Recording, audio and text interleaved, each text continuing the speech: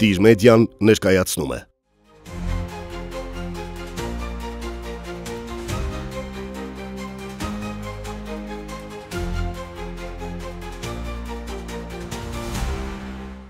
Կարծում եմ առաջին հերթին կարևորն այն է, որ դա ինքը հենց իրավարար վճիռ է, այսինքն դա արտադատարանական դատական վճիռ է,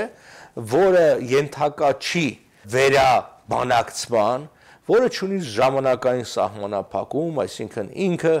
անսակարկելի է, կա,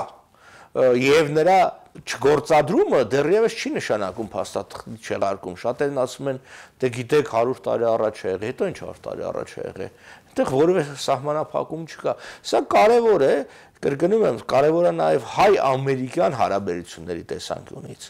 նաև պետք է Ամերիկայի ձեռքին տալ այս լծակը, որպեսզի նա կարողանա միջին արևելքի, մասնավորապես Թուրքիայի վրա այն օգտագործի,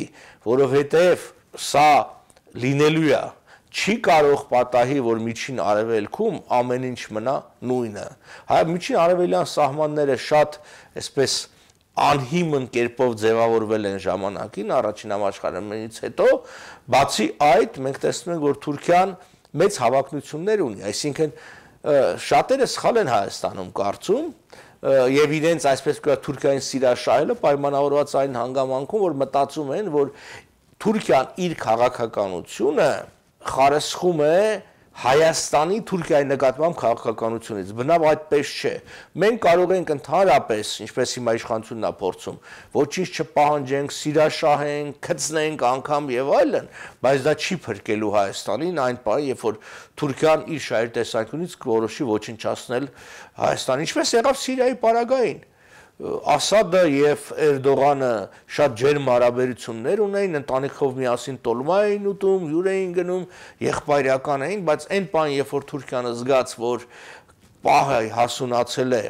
ներխուժելու Սիրիա, ինքը ներխուժեց։ Հետևաբար այդ միամիտ մոտեցումներ պետք չի, ընդհակառակը